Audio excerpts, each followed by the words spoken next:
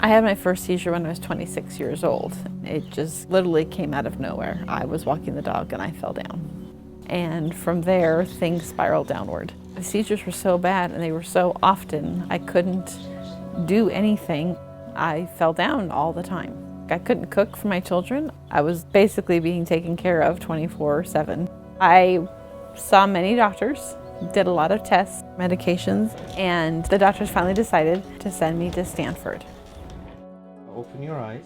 2/3 of our epilepsy patients can be controlled easily with medications. But 1/3 of patients unfortunately suffer from intractable epilepsy, and that means patients taking more than 2 or 3 medications continue having seizures.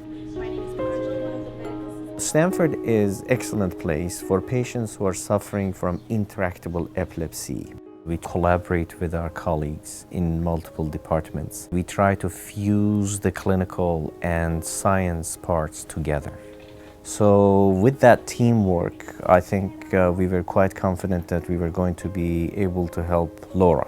When she initially presented her symptoms of leg jerking, it wasn't entirely clear to anybody what was going on.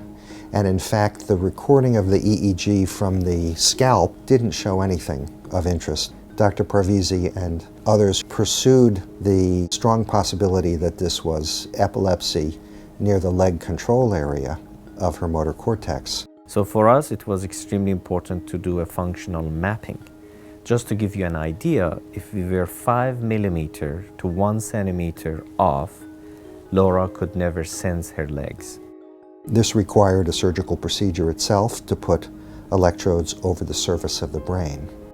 Once we went in and implanted intracranial electrodes, we discovered the area that was causing seizures was so close to the areas that control sensation and movement of her legs.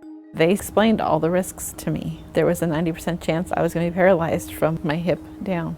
I didn't care. It's better than feeling a seizure every other moment of my life. And I remember being wheeled to the prep area, and I remember my mom and I just holding hands and saying, "This is really happening." Dr. Yu actually used suction, basically suctioning the cells that were causing the trouble. We couldn't take a huge chunk of brain tissue, but cutting the main hub at least makes it easier for us to control her seizures with medications. I remember waking up from the surgery and someone taking something sharp up against my foot and said, "Can you feel this?" And I said, "Yes." And they said, "Okay, you're not paralyzed."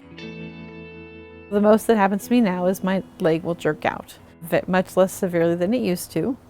And if that's what I have to live with, it's a small trade-off. It's been 14 months since I had both of my surgeries, and I can function. I'm back to work within 3 months. I've wanted to drive, but I haven't driven in 3 years. So my doctor signed off on it, and I've taken my tests. I think gaining some independence back will be a big part of my recovery. I am grateful every day for the people that made me whole again.